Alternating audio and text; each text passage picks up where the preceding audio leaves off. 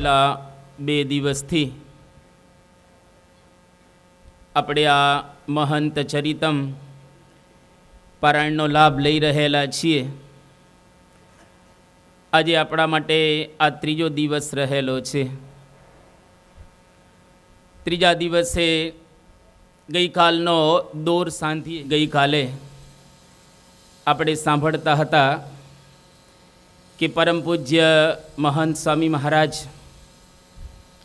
એની અંદર કેવું સામર્થ્ય રહેલું છે અને કેવા સમર્થ પુરુષ આપણને પ્રાપ્ત થયા છે. તો ગઈકાલે એક તિલક નામનો છોકરો જેને પરમ પૂજ્ય મહંત સ્વામી મહારાજે આશીર્વાદ આપ્યા અને આશીર્વાદના પરિપાક રૂપે એ છોકરાને કોઈ સંજોગોમાં સારું થવાયું એવું હતું નહીં, પરંતુ છતાંય આપણે જોયું ગઈકાલે કે એને એકદમ સારું થઈ ગયું. પરમ પૂજ્ય સ્વામીશ્રીના આશીર્વાદથી આ છોકરો બચી ગયો. તો ભગવાન અને સંત સમર્થ રહેલા છે. એટલા માટે મહારાજે આ લોકની અંદર આવી અને એવા ઘણા કાર્યો કર્યા છે કે જે કાર્યો આપણે ઉપરથી જોઈએ તો અશક્ય જેવા લાગે, પરંતુ છતાંય શ્રીજી મહારાજે પોતાના એક પ્રભાવે કરીને, પ્રતાપે કરીને આ બધા કાર્યો કર્યા. એટલે સત્પુરુષ અહીંયા આગળ એવું માને છે, મહંત સ્વામી મહારાજ બોલ્યા કે આ તો મહારાજ જ કરતા છે, અમે તો કશું કરતા નથી. એટલે એના દ્વારા ભગવાન આવી અને કાર્ય કરી જતા હોય છે. એટલા માટે જેમ મહાભારતના યુદ્ધની અંદર ભગવાન કૃષ્ણચંદ્ર અર્જુનને કહે છે કે અર્જુન, તારે તો ખાલી નિમિત્ત માત્ર બનવાનું છે, પરંતુ કરતા તો હું છું. નિમિત્ત માત્રમ ભવ સવ્ય સાચીન. અને ખરેખર અર્જુન નિમિત્ત જ બન્યો હતો.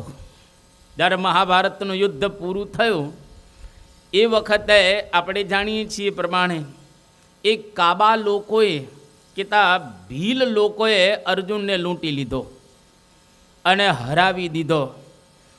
અને મહાભારતની અંદર અને ભાગવતની અંદર એવું લખવામાં પણ આવ્યું કે કાબે અર્જુન લૂંટ્યો વહી ધનુષ વહી બાણ, તદ્વૈ ધનુસ્ત ઈશવ સરથો હયાસ્તે. એના એ રથ અને એના એ ઘોડા, એના એ ગાંડીવ ધનુષ્ય હતા, પણ ભગવાનનું બળ ગયું એટલે બધું જ ગયું. તો સત્પુરુષની અંદર ભગવાનનું બળ કામ કરતું હોય છે. બહુ સુંદર ભક્ત ચિંતામણી ગ્રંથની અંદર નિષ્કુળાનંદ સ્વામી લખે છે અને મહારાજના આ શબ્દો રહેલા છે કે મારું ધાર્યું અસત્ય સત્ય થાય છે, સમરથ મારું નામ સહી. ભગવાનનું ધાર્યો અસત્ય હોય એ સત્ય થઈ જાય, કારણ કે ભગવાન પોતે સમર્થ રહેલા છે. ગીતાની અંદર એક બહુ અદ્ભુત શ્લોક છે જેમાં ભગવાન કૃષ્ણચંદ્ર અર્જુનને કહે છે કે સર્વસ્ય ચાહમ હૃદિ સન્નિવિષ્ટો મત્ત સ્મૃતિર્જ્ઞાનમપોહનંચ વેદેહિ સર્વે રહમેવ વેદ્યો વેદાંત કૃત્વેદ વિદેવ ચાહમ. ભગવાન એની અંદર કહે છે કે સર્વસ્ય ચાહમ હૃદિ સન્નિવિષ્ટ, હું બધાના હૃદયની અંદર રહેલો છું, વિરાજમાન છું. અને મારા થકી જ જગતની અંદર જ્ઞાન કેતા સ્મૃતિ અને કોકને વળી ભૂલાઈ પણ જાય, આ બધું જ મારા થકી દુનિયામાં થઈ રહેલું છે. ભગવાનનું સામર્થ્ય સર્વત્ર આપણને સ્વાભાવિક રીતે દેખાય. તો અહીંયા આગળ મહંત સ્વામી મહારાજે બહુ અદ્ભુત એક વાત કરી કે અમે કંઈ કરતા નથી, જે કંઈ કરે છે એ મહારાજ કરી રહેલા છે. અને ભગવાનનું ધાર્યું જ આ બધું એ થાય છે, અમારું ધાર્યું કંઈ થતું નથી. એના દ્વારા આપણને આજે ભગવાન પ્રાપ્ત થયા છે. શંકર ભગવાન પાર્વતીજીને કૈલાસ પર્વત ઉપર જ્ઞાન આપી રહેલા છે અને બહુ જ અદ્ભુત એક જ્ઞાન આપે છે.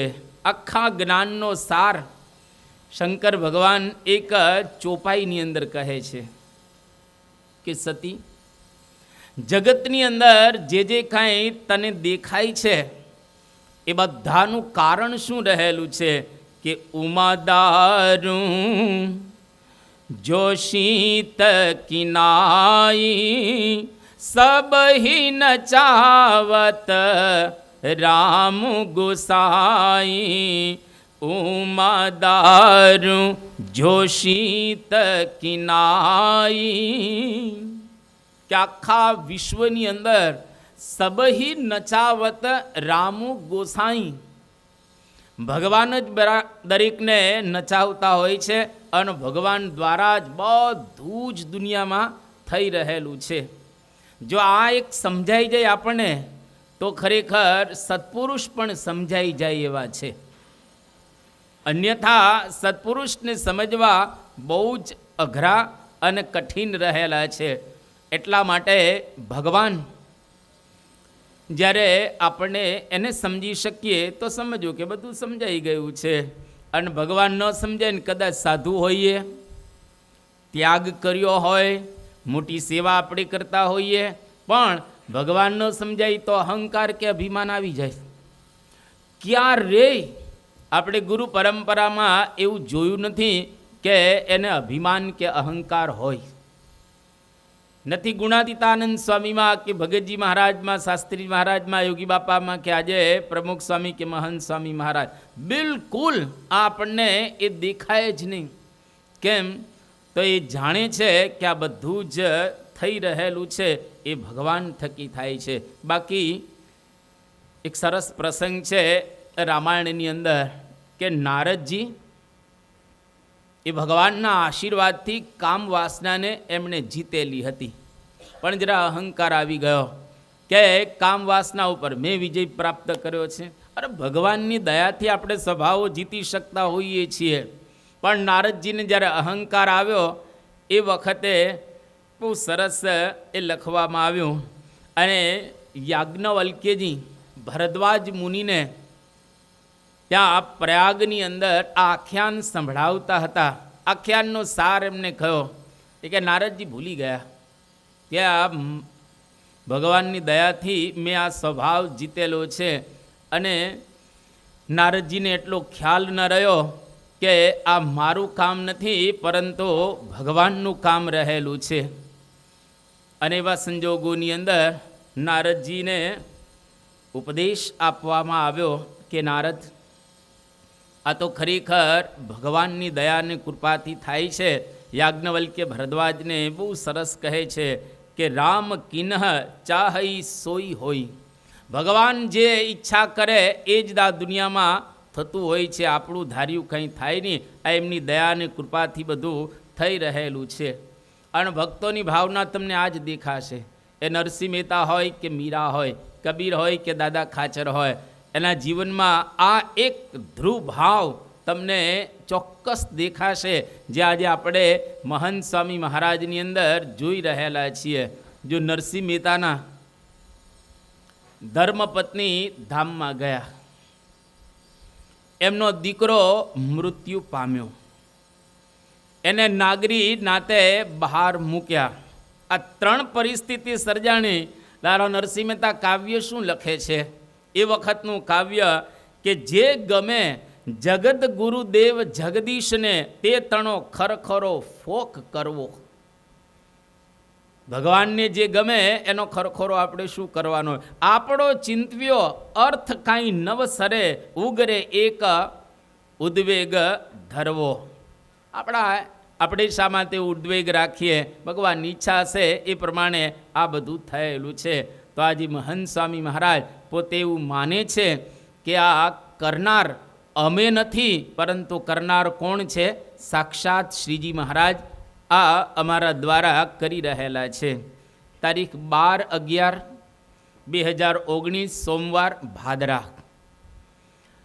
પરમ પૂજ્ય મહંત સ્વામી મહારાજ સવારના પહોરમાં જ્યારે નાસ્તો કરી લે ત્યાર પછી પોતે પોઢવા જાય છે. કારણ કે સવારે બહુ વહેલા ઉઠ્યા હોય એટલે થોડોક આરામ પ્રાપ્ત થઈ જાય, એટલા માટે પોતે સવારે પોઢે. નાસ્તો કરીને સીધા જ પોતે પોઢવા માટે જાય છે. અને ત્યાં આગળ જામનગર મંદિરના ભંડારી આનંદ સેવા સ્વામી એ પોઢાડવા માટે પેલી ચાદર હોય એ ઓઢાડવા માટે ત્યાં આગળ હતા. અને એ જ વખતે ભાદરાના ભંડારી એ પણ ત્યાં આગળ હતા. એમનું નામ વિવેકવદન સ્વામી. એ બંને સંતો આ સ્વામીને પોઢાડતા હતા. એટલે સ્વાભાવિક રીતે પોઢાડતા હોય એટલે નાની મોટી થોડી વાતો પણ ત્યાં આગળ થાય ને પછી બાપા કહેતા સ્વામી પોઢે. એ વખતે ભાદરાના ભંડારી જે વિવેકવદન સ્વામી હતા એમણે પરમ પૂજ્ય સ્વામીશ્રીને વાત કરી કે બાપા, આ આનંદ સેવા સ્વામી જામનગરના ભંડારી મદદ કરવા માટે ભાદરા આવ્યા છે. આપ પધારવાના હતા એટલે અહીંયા આગળ મદદની જરૂર પડે, કારણ કે વધારે માણસો આવે એટલે. અને અહીંયા આગળ આવ્યા પછી બધું જ એમને ઉપાડી લીધું છે. એ પોતે એક વખત દર્શન તમારા કરી જાય અને પછી આખો દિવસ એ પોતે સેવાની અંદર હોય, આખો દિવસ એ પોતે ત્યાં આગળ બધું કરે. અને મને વારે વારે કહે કે તમે લાભ લો, તમે લાભ લો. હું અહીંનો ભંડારી કહેવા એટલે મારે આ બધી સેવા કરવાની હોય, પણ મને વારે વારે લાભ લેવા માટે મોકલી દે અને પોતે બધું જ એમણે આ સંભાળી લીધેલું છે. અને પછી વાત કરી કે બાપા એ તો ઉદાસ સમાજમાંથી આવે છે અને ઉદાસ સૌથી જુદા. ઉદાસ છે ને બધાથી જુદા. એટલે કે આ ઉદાસ સમાજમાંથી સ્વામી આવે છે અને તેઓ કબીરવડ જે ગાદી કહેવાય એ ગાદીના મહંત થવાના હતા. અને એ મહંત ન થયા અને અહીંયા આગળ આવી ગયા, કારણ કે એમના સગા બધા જ કબીરવડની જે ગાદી છે એનો વહીવટ સંભાળતા હતા. અને બધા એવી ઈચ્છા પણ હશે કે આ ભવિષ્યની અંદર આપણી આ ગાદી સંભાળે, એટલે ત્યાંના મહંત થવાના હતા. પણ અહીંયા આગળ સાધુ થઈ ગયા. અને એ વખતે બધા જુદા જુદા પ્રસંગો ત્યાં આગળ એ નીકળે છે. પછી વાત કરી નારાયણચરણ સ્વામીની, જે બાપાના સેવક હતા. અને એની વાત કરી કે સ્વામી એ પણ ઉદા ભક્તોના સમાજમાંથી આવે છે. અને ઉદા ભક્તોની જે મુખ્ય ગાદી કહેવાય પુનિયાદ ગાદી, અને એના મહંત થાય એવી શક્યતા હતી. થાય એવી શક્યતા હતી. એ પણ સાધુ થઈ ગયા. ત્યાર પછી ત્રીજા સંતની વાત નીકળી કે બોચાસણની અંદર એક સેવા કરતા એવા હરિસેવા સ્વામી, બહુ આમ આખો દિવસ સ્વામિનારાયણ એ ભજન કર્યા રાખે. જ્યારથી સાધુ થયા ત્યારથી એ પોતે ભજન કરે છે. પ્રતાપનગરની અંદર રાય મુનિજી છે, એની ગાદી રહેલી છે. તો સંભાવના કે શક્યતા એવી હતી કે આ પણ એ ગાદીના મહંત થાય. ત્યાર પછી વાત નીકળી કે જનમંગલ સ્વામી હે સચ્ચિદાનંદ માધવાનંદ સંપ્રદાયની અંદર હતા. આવી પણ એક શક્યતા હતી કે એ પણ કદાચ એ ગાદીના મહંત એ થાય. એ વખતે સ્વામી આ બધું સાંભળી લીધું. સ્વામી સાંભળી અને ત્યાર પછી બહુ સરસ એમને એક વાત કરી, સામેથી યાદ કરાવ્યું કે ભક્તિ પ્રસાદ સ્વામી ત્યારે સેવા આપી રહ્યા છે, એ પણ સંતરામ ગાદીના મહંત થવાના હતા. એવી પણ એક શક્યતા આ પ્રમાણે એ હતી. તો આ બધી વાતો નીકળી એટલે બધા સંતો સ્વાભાવિક રીતે સ્વામીશ્રીને કહેવા લાગ્યા કે બાપા આ બધા મહંત આવ્યા છે જુદા જુદા જે સ્થાનોની અંદર, ત્યાં બધા મહંતો આવ્યા છે ને બધા સાધુ થયા. પછી કહ્યું કે બાપા આપ મોટા મહંત, બધા સંતો છે એના મોટા મહંતો તમે કહેવાઓ. અરે સ્વામી એકદમ મુખ સંમતિ પોતે આપે છે. અને જેમ સંતોએ કીર્તનો ગાયા છે, પાડ્યા મહંતને ગોળવીને જો. મહારાજની પાસે પણ એવા સંતો હતા જે ખરેખર ગાદીપતિઓ હતા. એ પણ મહારાજની પાસે એમને દીક્ષા ગ્રહણ કરેલી છે. ભગવાનનું આકર્ષણ, સત્પુરુષનું આકર્ષણ, અને જ્યાં જે થવાના હોય ત્યાં આગળ એ જ ખરેખર થાય. તો આ તો એક ભગવાનનું કર્તૃત્વ છે અને ભગવાનની ઈચ્છા આ પ્રકારે રહેલી છે. મહારાજના વખતની અંદર આનંદાનંદ સ્વામી હતા. આનંદાનંદ સ્વામી વૃંદાવનની અંદર એક રામ ગલોલા મંદિર એના પોતે મહંત હતા અને ત્યાંથી સૌરાષ્ટ્રની યાત્રા કરવા માટે નીકળેલા એના સંતોની સાથે. અને સૌરાષ્ટ્રની અંદર એને સાંભળ્યો કે આ સૌરાષ્ટ્રની અંદર ભગવાન સ્વામિનારાયણ વિચરણ કરે છે, ચાલો આપણે એના દર્શન કરવા માટે જઈએ. અને આ આનંદાનંદ સ્વામી ભગવાન સ્વામિનારાયણના દર્શન કરવા આવ્યા અને આમ વાતાવરણ બધું જોયું તો ખુશ થઈ ગયા કે જેની પ્રતીક્ષા કરતો હતો, જેના માટે સાધુ થયો હતો, જેના માટે સંસારનો ત્યાગ કર્યો હતો, એ આજે ભગવાન મને પ્રાપ્ત થઈ ગયા છે. એટલે મહંત પદ હોવા છતાંય એના સંતોને વાત કરી દીધી કે ભાઈ હવે તમે જાઓ અને આપણી જે ગાદી છે એને તમે સંભાળજો. એ કે તમે મહંત છો, તમારે તો આવવું જ પડે ને ત્યાં આગળ. એ કે ના, જેના માટે હું નીકળ્યો હતો એ હવે મન મળી ગયું છે, એટલે ભગવાન સ્વામિનારાયણની પાસે હું રહેવાનો છું. સ્વામિનારાયણ ભગવાનની પાસે આ આનંદાનંદ સ્વામીએ દીક્ષા ગ્રહણ કરી અને દીક્ષા ગ્રહણ કરી અને ત્યાં જ પોતે રોકાઈ ગયા ભગવાનની પાસે. એટલે ઘણી વખત આવું બનતું હોય છે કે ભગવાનની શોધમાં નીકળેલા હોય. કેટલાય નિત્યાનંદ સ્વામી ભગવાનની શોધમાં નીકળેલા હતા. તો આ એક નાનકડા પ્રસંગ ઉપરથી આપણને એટલું ખ્યાલ આવે કે પરમ પૂજ્ય પ્રમુખ સ્વામી મહારાજ અને પરમ પૂજ્ય મહંત સ્વામી મહારાજનું કેટલું એક જબરજસ્ત આકર્ષણ છે. લોકો એમને ખેંચાઈ જાય છે. આ એક એમનો મહિમા છે. અને સાથે સાથે બાપાની પણ મહિમા દ્રષ્ટિ કેટલી કે આ બધા મહંત આવ્યા છે એટલે સ્વામીશ્રી બધાને પગે લાગે છે અને બધાની પ્રશંસા પણ એ સ્વામીશ્રી અહીંયા આગળ કરી રહેલા છે. તો મહારાજના વખતની જેવી રીત હતી એ રીત આજે આપણને જોવા મળે. મહારાજના વખતમાં જે બધું હતું સંતોમાં એ જ આજે આપણને સંતોની અંદર દેખાય. અત્યારે આપણી વચ્ચે રીતા હોય, આપણી સાથે અડતા હોય, મળતા હોય, આપણી સાથે વ્યવહાર કરતા હોય. આપણે એ મોટા મોટા સદગુરુ સંતોને જોઈએ છીએ, ડૉક્ટર સ્વામી, ત્યાગવલ્લભ સ્વામી, કોઠારી બાપા, આ બધા સંતોને આપણે જોઈએ છીએ ત્યારે આપણને લાગે કે ખરેખર આ કોઈ સામાન્ય સંતો રહેલા નથી. જો બહાર હોય તો મોટા ગાદીપતિ બને એવા બધા સંતો રહેલા છે, પરંતુ છતાંય આજે આપણે એકદમ બધા સંતોને જોઈએ તો કેટલા નિર્માની આ બધા સંતો છે. એની ઉપરથી આપણને ખબર પડે કે મહારાજ અને સત્પુરુષનું કેવું જબરજસ્ત સામર્થ્ય છે. તો આ પ્રકારે પરમ પૂજ્ય સ્વામીશ્રીએ એ લીલા કરી. તારીખ 17/11/2018 શનિવાર બોચાસણ. બોચાસણ એટલે આપણી સંસ્થાનું ગાદી સ્થાન કહેવાય અને બોચાસણ એટલે તીર્થધામ પણ કહેવાય.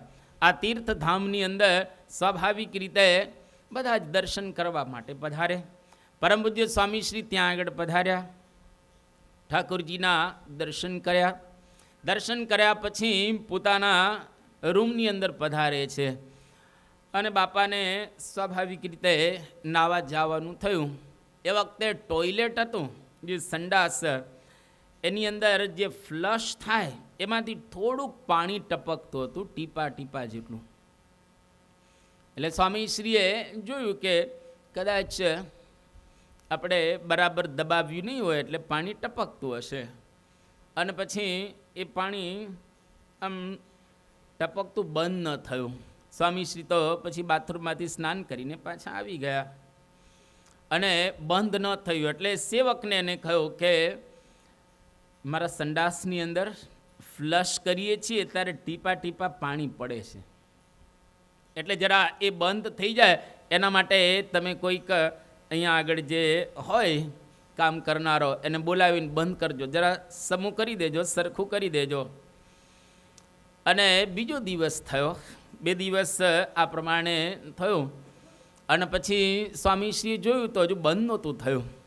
એટલે સ્વાભાવિક રીતે બંધ કરવા માટે બહુ પ્રયત્ન કર્યો, કદાચ બંધ થઈ જાય વ્યવસ્થિત કરીને. આગુ પાછું ઘણું બધું કર્યું પણ ત્યાં આગળ બંધ થયું જ નહીં પાણી.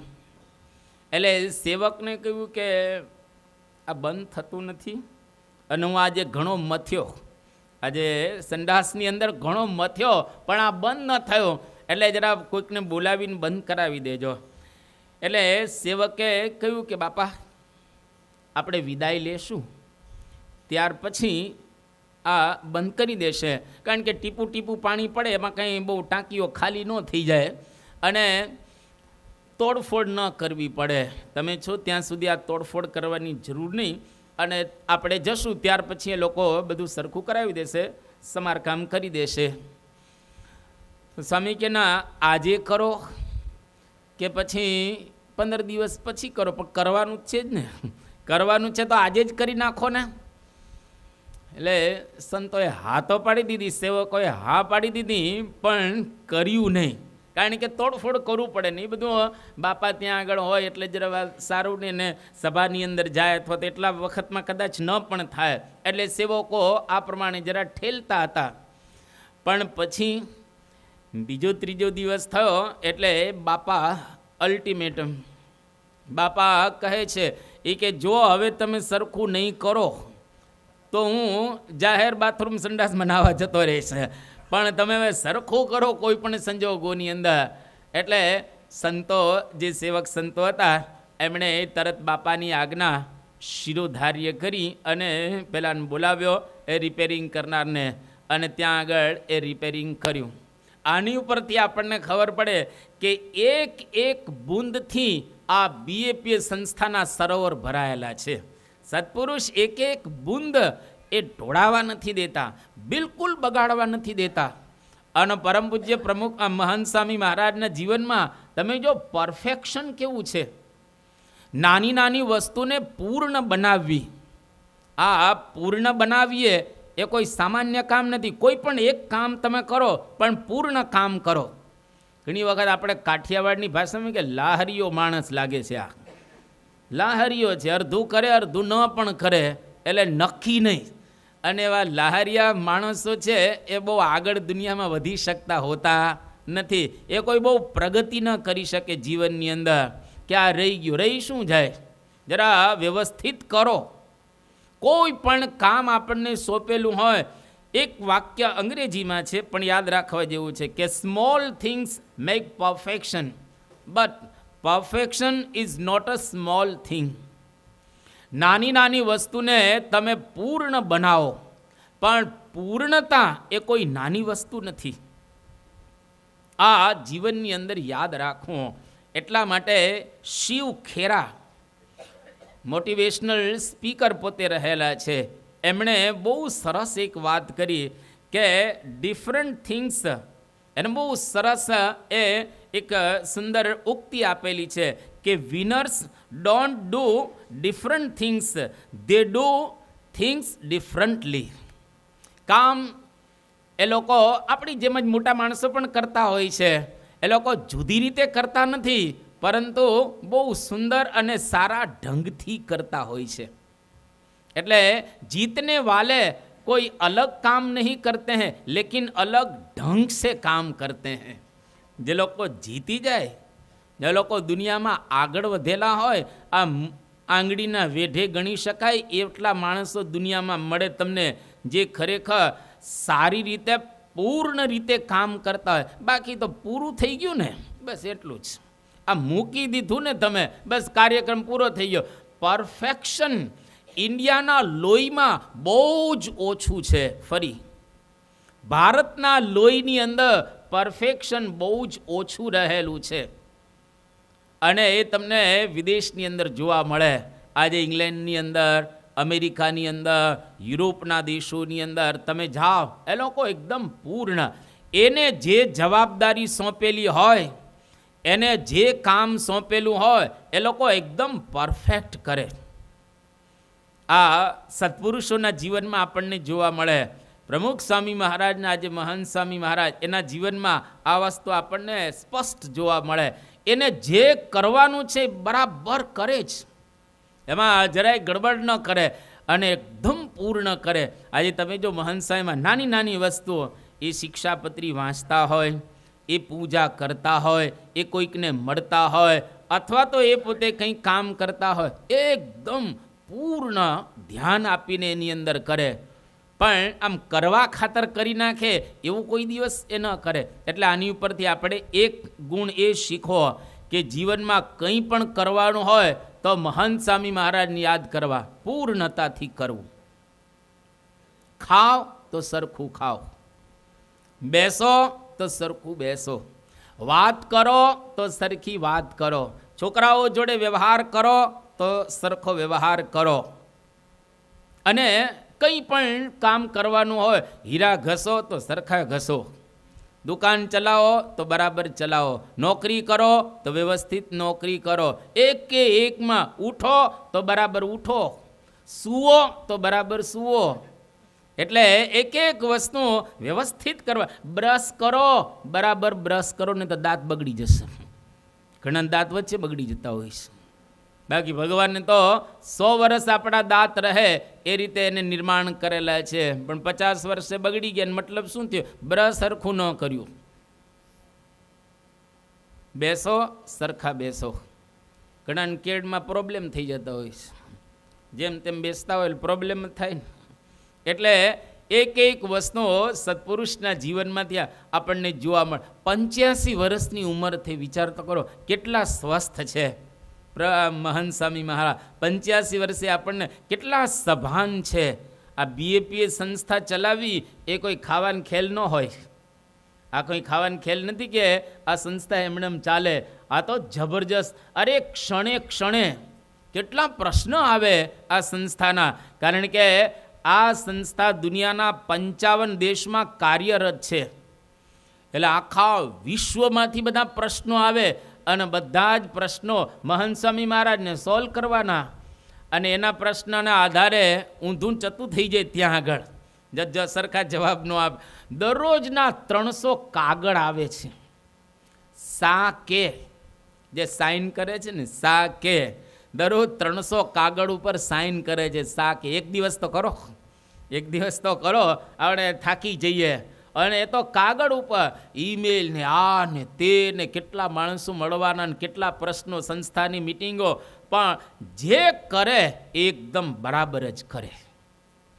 અને તમે દુનિયામાં જોજો, જે માણસ બરાબર કરતો હોય છે ને કમાતો હશે, સારું સરસ કમાતો હોય, અંદર અમો હોના હાંઠ કરતો હોય છે, દુકાન નાખે હોના હાંઠ કરે, એને બરાબર કરે નહીં. એટલે બરાબર રીતે કોઈ પણ કામ કરવા મહંત સ્વામી મહારાજના જીવનમાંથી દેખાય આ એક પરફેક્શન. અને બીજું કરકસર. એક ટીપું પાણી પડે છે એનાથી જોવાતું નથી. એક ટીપું બગડવું ન જોઈએ. હા, જ્યાં વાપરવાનું હોય ત્યાં વાપરી પણ જાણે છે, પણ ખોટો બગાડ થાય એ બિલકુલ એમને પસંદ નથી. એટલે ઘરમાં પણ આપણે આ શીખવાનું. આ મહંત ચરિતમથી આપણે ઘરને હરખું કરી રહ્યા છીએ. આપણા ઘરની અંદર જે નાના મોટા પ્રશ્નો આવતા હોય એ પ્રશ્નોનું સમાધાન આપણે પ્રાપ્ત કરી રહેલા છીએ. તમે જો શાસ્ત્રીજી મહારાજ, આપણી આખી પરંપરા, બ્રહ્મ સ્વરૂપ શાસ્ત્રીજી મહારાજ ઠાસરા ગામની અંદર હતા. અને એ વખતે પ્રેમવતી દાસ કરીને એક સાધુ, એ નારિયેલ ફોડતા હતા. હવે નારિયેલ ફોડવાનું હોય તો આપણે તો ધડાક કરીને ફોડી નાખીએ ને, સીધો છે.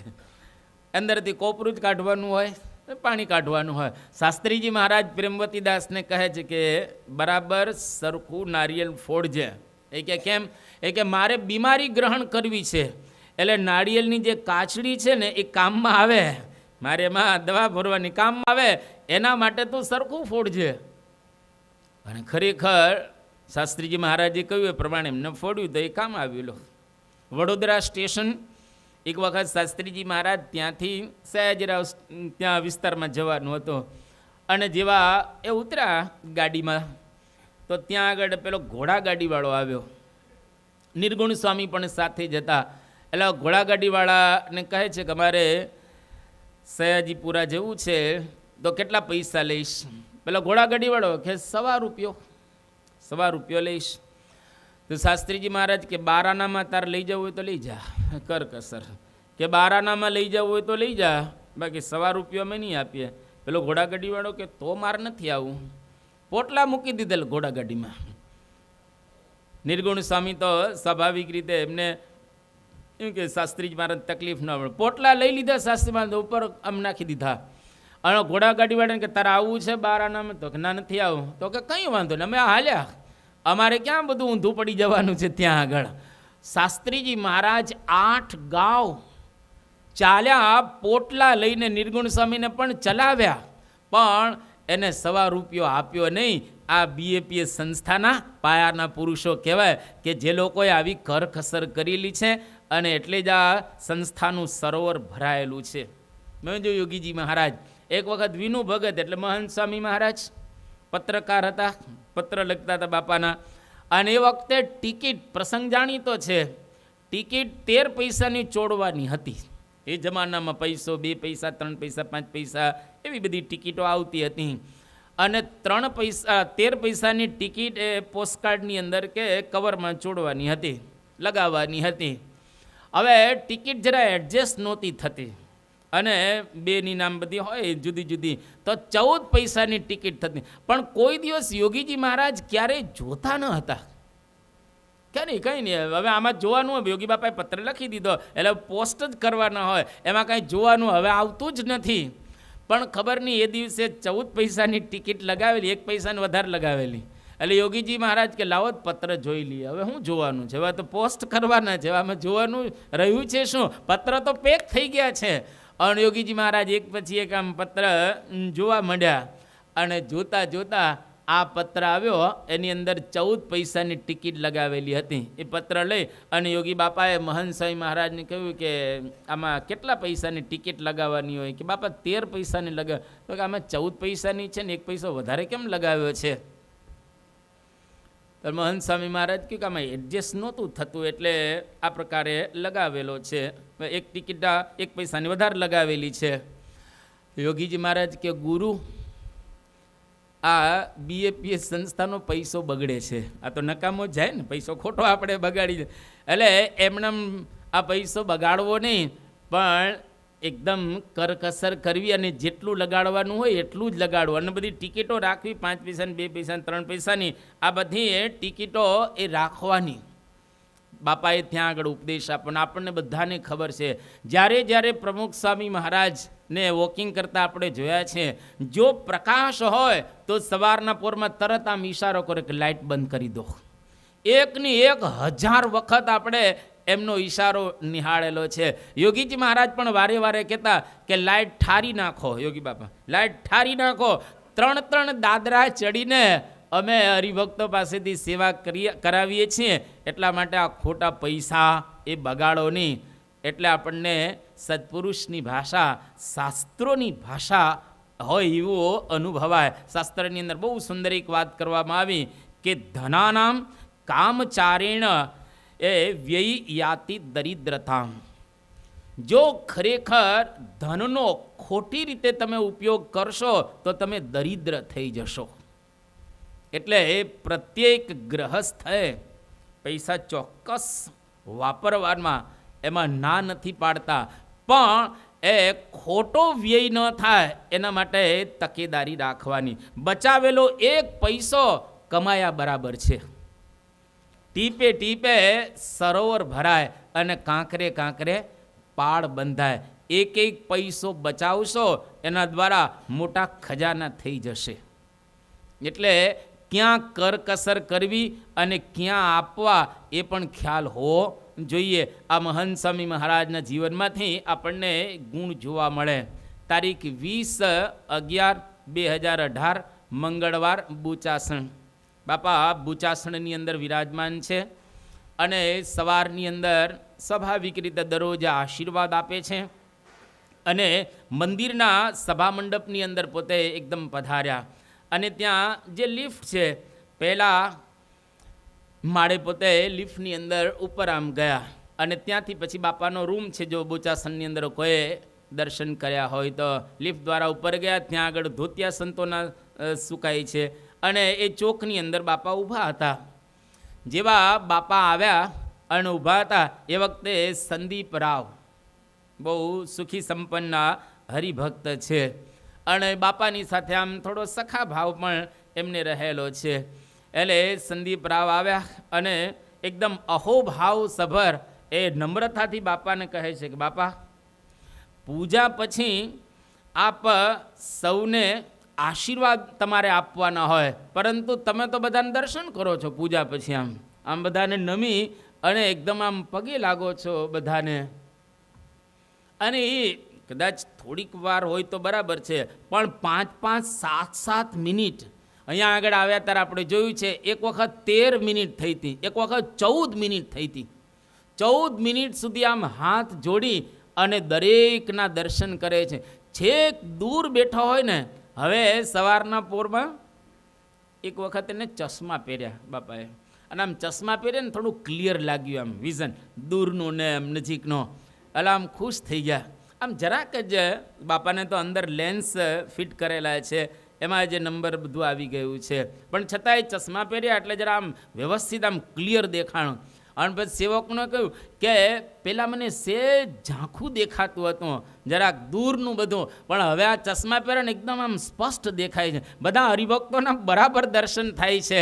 એટલે ત્યારથી બધે ચશ્મા પહેરતા એકદમ થઈ ગયા. એટલે આ સંદીપ રાવ કે બાપા, તમારે બધાને આશીર્વાદ આપવાના હોય, પરંતુ તમે તો એકદમ બધાને આમ પગે લાગો છો અને બધાની સામે આ નમન પણ તમે કરો છો.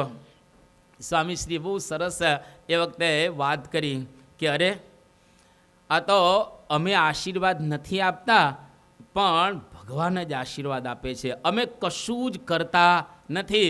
બધા હરિભક્તોની અંદર જે મહારાજ વિરાજમાન છે એ મહારાજના અમે દર્શન કરીએ છીએ, અને અમે કંઈ કરતા નથી.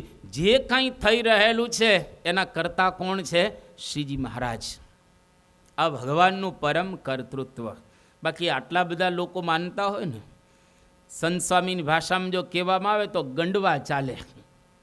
હજારો ને લાખો લોકો તમને માનતા થાય, એ વખતે નમ્રતા રાખવીને બહુ જ અઘરી છે. હું ભાવ આવી જ જાય, પરંતુ કોઈ દિવસ આપણે હું ભાવ કોઈ સત્પુરુષની અંદર એ જોયો નથી. અહમ ભાવને ઓગાળી, અહમ ભાવને શૂન્ય કરી અને સત્પુરુષ હંમેશને માટે પોતે વિચરણ કરી રહેલા છે. આની ઉપરથી પણ આપણને એટલો ખ્યાલ આવે કે કોઈ દિવસ હું ભાવ ન રાખો. મહારાજથી માંડીને આપણી પરંપરાની અંદર આ એક તમને ધ્રુવ ભાવ દેખાય કે હું ભાવનો ત્યાગ કરીને બધા સત્પુરુષો હંમેશને માટે વર્તે છે. જો મહારાજના વખતમાં મુક્તાનંદ સ્વામી જ્યારે શ્રીજી મહારાજ સમાધિ કરાવે છે, એ વખતે મુક્તાનંદ સ્વામી શ્રીજી મહારાજને ઠપકો આપે છે કે મહારાજ દિયો આ પાખંડ મેલી, સત્સંગમાં ન થવું ફેલી. સમાધિ નથી કંઈ સોયલી, એ તો મોટા યોગીને પણ દોયલી. એ જેને તેને કેમ થાય, બીજા માને પણ અમે ન મનાય. ભલે કદાચ બીજા સ્વીકારે, પણ અમને આ મનાય એવું નથી. સમાધિ તો 8 અંગમાં છેલ્લું અંગ છે. 7 અંગ સિદ્ધ કરો તો જ સમાધિ થાય, અને એ સિવાય સમાધિ થાય ને યમ નિયમ આસન પ્રાણાયામ પ્રત્યાહાર ધારણા કરીએ અને ત્યાર પછી ધ્યાન લાગે, અને ધ્યાન લાગે પછી સમાધિ થાય. અને તમે જેન તેના સમાધિ કરાવો છો એ કોઈ દિવસ શક્ય જ નથી. ત્યારે શ્રીજી મહારાજે શું કહ્યું કે મુક્તાનંદ સ્વામી, અમે ક્યાં આ બધું કરીએ છીએ? અમે તો રામાનંદ સ્વામીનું ભજન કરાવીએ છીએ. અમે તો રામાનંદ સ્વામીનું ભજન કરાવીએ છીએ. એમાં કોઈકને સમાધિ થઈ જાય તો એમાં અમે શું કરીએ? એમાં અમે શું? અમે તો ગુરુનું ભજન કરાવીએ છીએ. જો હું ભાવ બિલકુલ નથી મહારાજને. બાકી આમ કહી શકત કે હું તો સર્વોપરી સર્વ અવતારનો અવતારી પૂર્ણ પુરુષોત્તમ નારાયણ છું, અને તમને શું ખબર પડે? તમે તો જીવ દશાવાળા કહેવા. પણ એવો ભાવ મહારાજ નથી રાખતા. મહારાજ મુક્તાનંદ સ્વામીને કહે છે કે અમે તો રામાનંદ સ્વામીનું ભજન, એમાં કોઈકને આવું થઈ જતું હોય તો અમે કંઈ ન જાણીએ. અને મહારાજની આજ્ઞાથી તમે જુઓ, એક વખત 18 જે ગ્રહસ્થ સાધુ થયેલા, સંપ્રદાયનો ઇતિહાસ પ્રસિદ્ધ છે. ભુજમાં મહારાજને મળ્યા તો શ્રીજી મહારાજ 18ને આવતા જોઈને દરેકને દંડવત કરે છે. એકદમ દંડવત કર્યા. એને જોઈને લોકોને લાગે કે આ અહમ શૂન્ય કરી અને બેઠેલા ભગવાન છે. ન્યુયોર્કની અંદર પરમ પૂજ્ય પ્રમુખ સ્વામી મહારાજ યુનોમાં પ્રવચન કરે છે, યુનાઇટેડ નેશન્સ ઓર્ગેનાઇઝેશન. એમાં બાપા ગયેલા, આપણે જાણીએ છીએ. બાપા પ્રવચન ગુજરાતીમાં કરે છે. પહેલાં હિન્દીમાં કરવાનું, પછી ગુજરાતીમાં બાપા પછી કે લાવો ગુજરાતીમાં કરવું છે એમ કહીને બાપા ગુજરાતીમાં પ્રવચન કરે. ગુજરાતીમાં પ્રવચન બાપાનું પૂરું થયું એ વખતે ત્યાં આગળ લગભગ 3,500 બેઠેલા હતા, ધર્મગુરુઓ હતા, અને એ બધા સારા સારા સંપ્રદાયમાંથી પધારેલા બધા ગુરુઓ હતા. એમાં એક ચિત્રકૂટથી પ્રજ્ઞાચક્ષુ સંત આવેલા. આંખે અંધ હતા, જોઈ નહોતા શકતા, કેવળ એ સાંભળી શકતા હતા. અને પ્રમુખ સ્વામી મહારાજ આમ બોલતા હતા, અને જેવું પ્રવચન બાપાનું પૂરું થયું, આશીર્વાદ પૂરા થયા, એ વખતે આ પ્રજ્ઞાચક્ષુ સંત છે એકદમ બોલી ઉઠે છે કે પ્રમુખ સ્વામી મહારાજ બહુ જ નિર્માની છે, અતિશય આ નમ્ર પુરુષ હોય એવો મને અનુભવ થયો. કારણ કે એની વાણી, એની મૃદુતા, એના શબ્દો ખરેખર આ અસર કરી જાય એવા છે, અને બહુ પ્રસન્ન એ થઈ ગયા. તો આની ઉપરથી ખબર પડે કે સત્પુરુષોની વાણી, એનું વર્તન, એનું જીવન, એમાં બિલકુલ અહમ ભાવ હોતો નથી. ભગવાનને આગળ રાખી અને બધા જ કામ કરતા હોય છે, ભગવાન આગળ અને પોતે પાછળ. અને જો ભગવાનને આગળ રાખે છે તો દુનિયામાં એવા કાર્ય થાય છે. અને આપણે જાણીએ છીએ કે જ્યારે ગાંધીનગરનું અક્ષરધામ બંધાતું હતું, અને એમાં આપણે મલ્ટીમીડિયા શો કરવાનો હતો. એ વખતે જેકોસ્લોવેકિયા એના પ્રોફેસર યરોસ્લાવ ફ્રીચ આ શો માટે પોતે આવેલા, અને લગભગ બાપાના એને 600 જેટલા ફોટા પાડેલા, કારણ કે શોની અંદર એ મૂકવાના હતા. હવે આ ફ્રીચ કેટલો મોટો માણસ, તમે એની બાયોગ્રાફી જુઓ તો ખબર પડે કે આ માણસ કેટલો મોટા ગજાનો માણસ રહેલો. 1958માં રશિયન ગવર્મેન્ટે એને પ્રચાર માટે કરાર કરેલા હતા. 10 વર્ષ સુધી ઈરાનના જે રાજા હતા એની સાથે એને કામ કરેલું.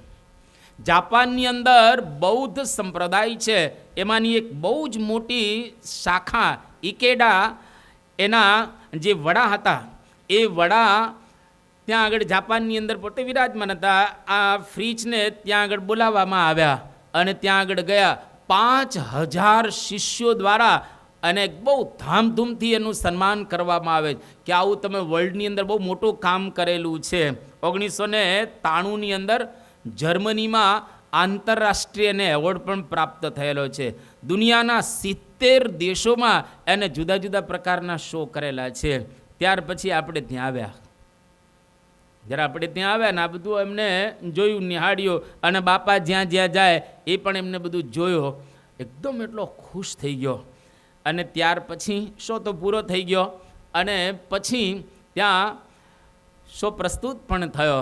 પણ કોઈકે એમને પૂછ્યું કે અક્ષરધામ મલ્ટીમીડિયા, એમાં કેમ તમારું ક્યાંય તમે કંપનીનું નામ ન લખ્યું ને, તમારું કેમ નામ? બાકી કોઈ પણ શો બનાવેલ તેનું નામ તો હોય ને, પ્રોડ્યુસર તરીકે ને બીજી ત્રીજી રીતે, કે તમારું કેમ કોઈ જગ્યાએ તમે નામ ન લખ્યું?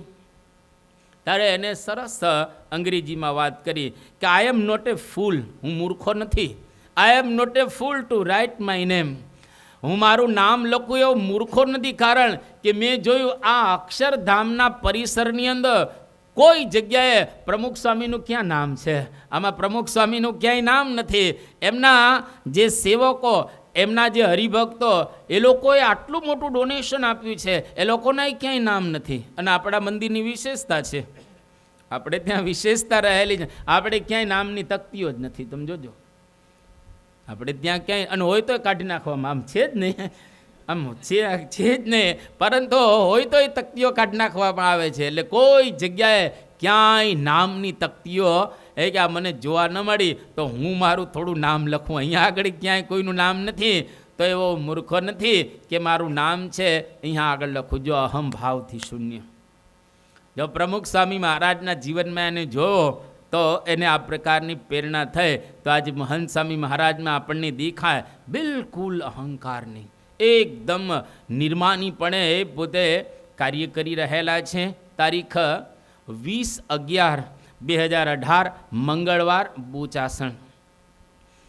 બાપા મુંડન કરવા માટે વિરાજમાન થયા.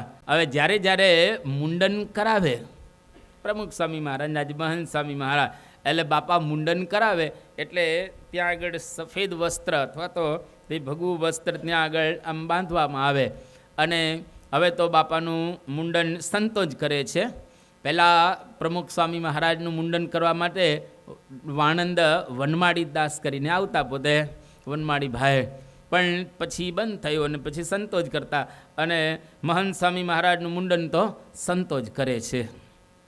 તો પછી ત્યાં આગળ બાપા વચ્ચે હોય અને બાપા જોઈ શકે એવી રીતે બધા સંતો બેસી જાય અને બધા દર્શન કરતા હોય શાંતિથી.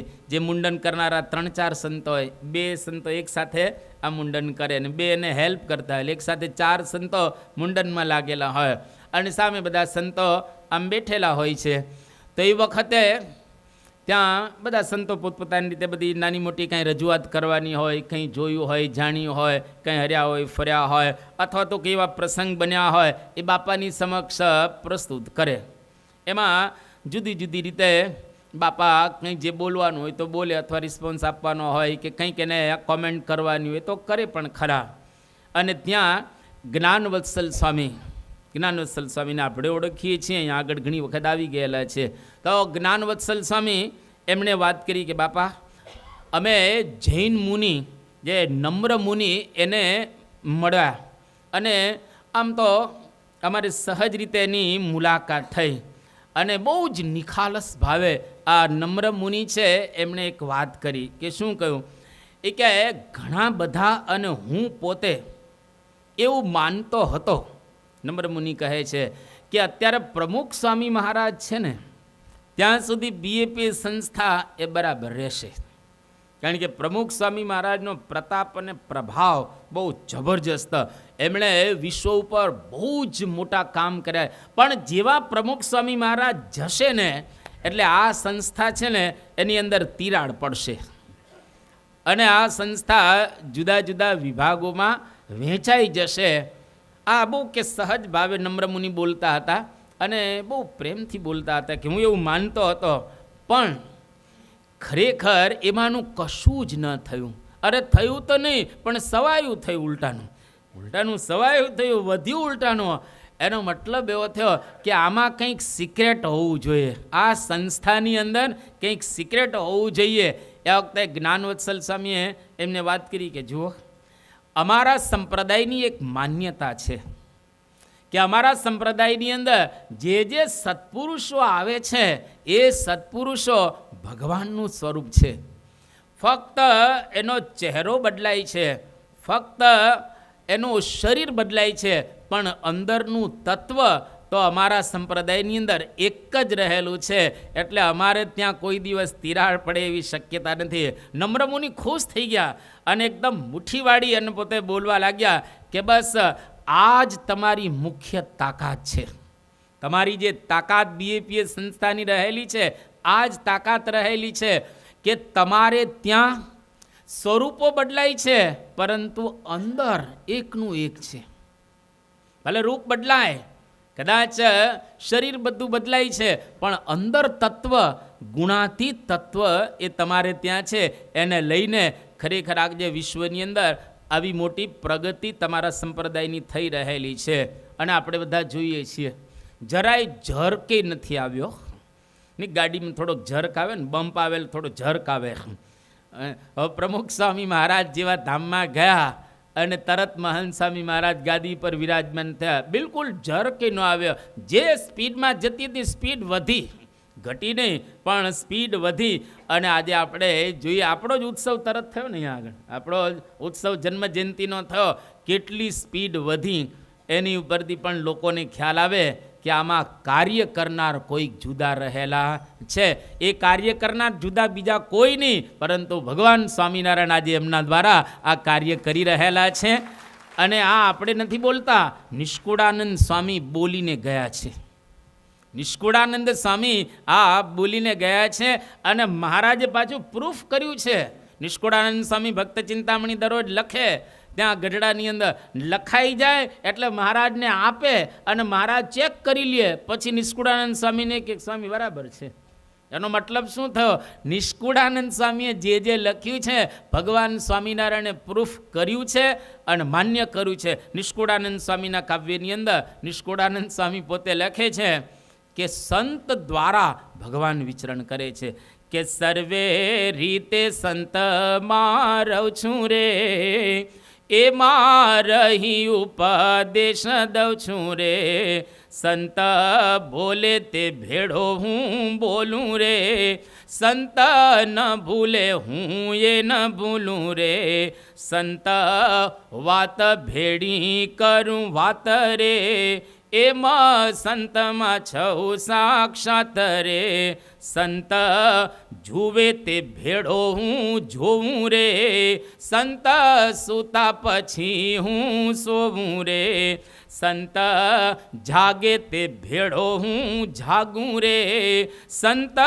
જોઈયાથી અનુરાગું રે, સંત જમે તે ભેળો હું જમું રે, સંત ભમે તે કેળે હું ભમું રે, સંત દુખાણે હું દુખાણો રે, એહ વાત સત્ય જન જાણો રે, સંત હું ને હું તે વળી સંત રે, એમાં શ્રી મુખે કહે ભગવંત રે, સંત માનજો મારી મૂરતિ રે, એમાં ફેર નથી એક રતી રે, સંત માનજો મારી મૂર્તિ. એ હાલે તો સમજી લેવો ભગવાન સ્વામિનારાયણ હાલી રહેલા છે. અને એટલું યાદ રાખો કે મહંત સ્વામી મહારાજ ભગવાન નથી, પરંતુ મહંત સ્વામી મહારાજમાં ભગવાન સિવાય બીજું કાંઈ નથી. એની અંદર ભગવાન સિવાય બીજું કોઈ રહેલું નથી. ખરેખર આપણને એવા સંત પ્રાપ્ત થયા છે જેના દ્વારા ભગવાન આજે વિચરણ કરી રહેલા છે અને એના પ્રસંગો આપણે માણી રહેલા છીએ. ત્યારે પુરુષોત્તમ બોલ્યા પ્રીતે એના વાક્યથી આપણે અંત કરીએ. બરાબર 9 વાગી ચૂકેલા છે. સત્પુરુષ ક્યારેય પૃથ્વી પરથી જતા નથી. એ વિચરતા હોય પણ અસત્પુરુષને એ દેખ્યામાં આવે નહીં. આજે સત્પુરુષ દ્વારા મહારાજ વિચરણ કરી રહેલા છે અને આપણા સદભાગ્ય રહેલા છે, તો એની અંદર બરાબર જોડાય અને જીવનને આપણે ધન્ય બનાવીએ. સ્વામી નારાયણ નારાયણ નારાયણ, સ્વામી નારાયણ નારાયણ નારાયણ, સ્વામી નારાયણ સ્વામી નારાયણ, સ્વામી નારાયણ સ્વામી નારાયણ, સ્વામી નારાયણ નારાયણ નારાયણ, સ્વામી નારાયણ નારાયણ નારાયણ.